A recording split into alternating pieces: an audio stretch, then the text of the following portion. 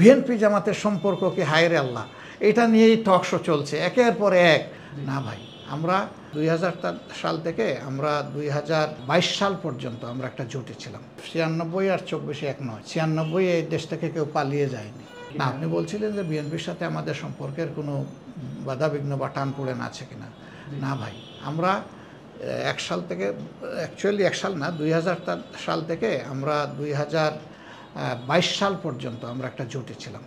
প্রথমে এটা 4 দলীয় জোট ছিল, তারপরে এটা 18 দলীয় হলো, এরপরে 20 দলীয় হলো, এরপরে 20 দলের বাইরেও আরও কিছু ছিল।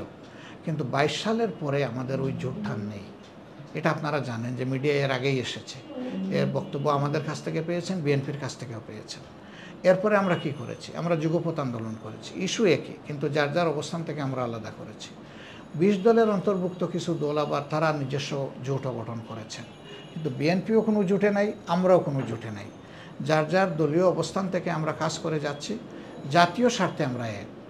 এই জায়গায় আমাদের কোনো বেশকম নাই। জাতীয় স্বার্থ যেখানেই বিঘ্নিত হয়েছে আমাদের কণ্ঠস্বর একই, আমাদের প্রতিবাদের ভাষা একই, আমাদের কর্মসূচি একই, সেটা আপনারা দেখেছেন। আমাদের মধ্যে সমস্যা নেই, সমস্যা তো হইল আপনাদের মাঝে। মিডিয়া জগৎ কী যে সমস্যায় পড়ে গেছে আল্লাহই জানে।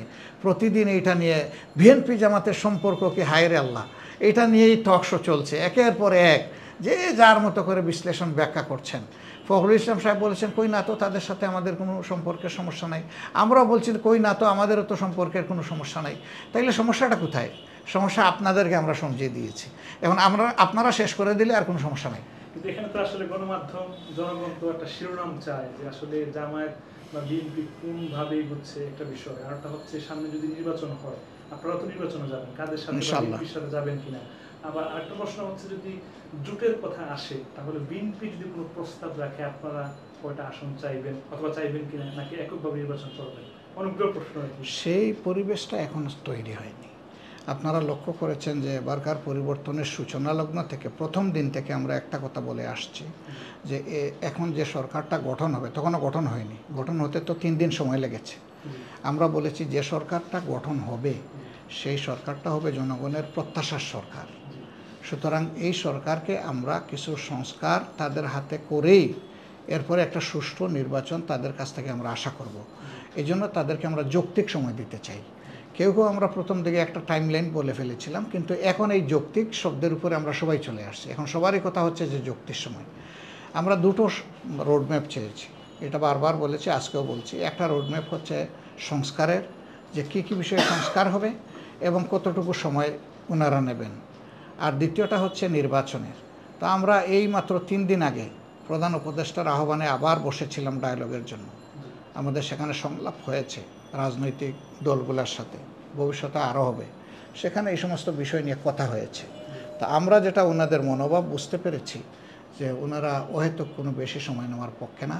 ওনারা বলেছেন যে সংস্কার এবং নির্বাচনী প্রস্তুতি আমাদের একসাথে চলবে, এতে খুব বেশি সময় লাগবে না আমরা আশা করি।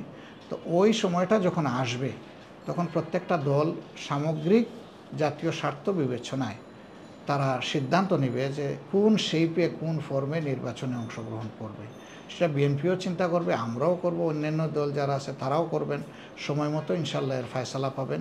এখন এই ব্যাপারে আমরা কোনো ডিসকাশনও করিনি এবং কোনো সিদ্ধান্ত নেইনি, এবং আমরা মনে করছি এটা প্রিমেচিউরড, কিন্তু এটা ম্যাচিউরড হয়নি। যারা বিশ্লেষক আছেন তারা একটা আশঙ্কা করছেন যে কোনো কারণে যদি 96 নির্বাচনের মতো হয়ে যায়, যে আমার বিএনপির যেটা আমরা গুঞ্জন শুনি যে দ্বন্দ্ব, যেটা আপনি বলেন যে গণমাধ্যমে আসে, ওটা যদি হয় তাহলে তো এটা জাতির সর্বনাশ হবে। দেখেন, ওকে, 96 আর 24 এক নয়, 96 এই দেশ থেকে কেউ পালিয়ে যায়নি,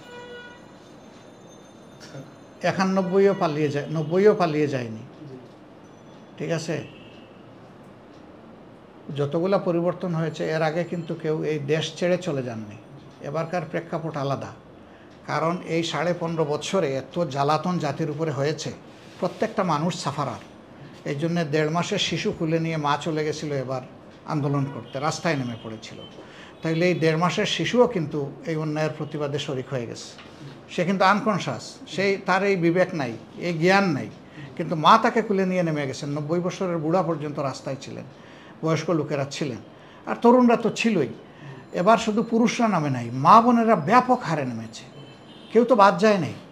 তো আগের প্রেক্ষাপট আর এবারকার প্রেক্ষাপট সমান না। আওয়ামী লীগ দাঁড়িয়েছে পুরা জনগণের বিরুদ্ধে, আওয়ামী লীগ দাঁড়িয়েছে বিশেষভাবে তরুণ যুব সমাজের বিরুদ্ধে।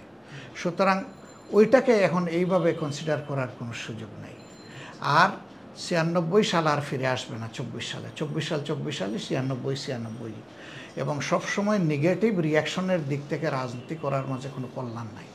বরঞ্চ ইতিবাচক ধারায় কিভাবে আমরা রাজনীতিকে পরিশীলিত করতে পারি, গড়ে তুলতে পারি, সামনের দেশকে নিয়ে ভালো চিন্তা, পজিটিভ চিন্তা করতে পারি, সেটাই হওয়া উচিত। ওরে ঠেকাও, ওরে মারো, ওরে ধরো, এইটার মধ্যেই যদি রাজনীতি চিরদিন পড়ে থাকে, এই জাতি ভালো কী করবে?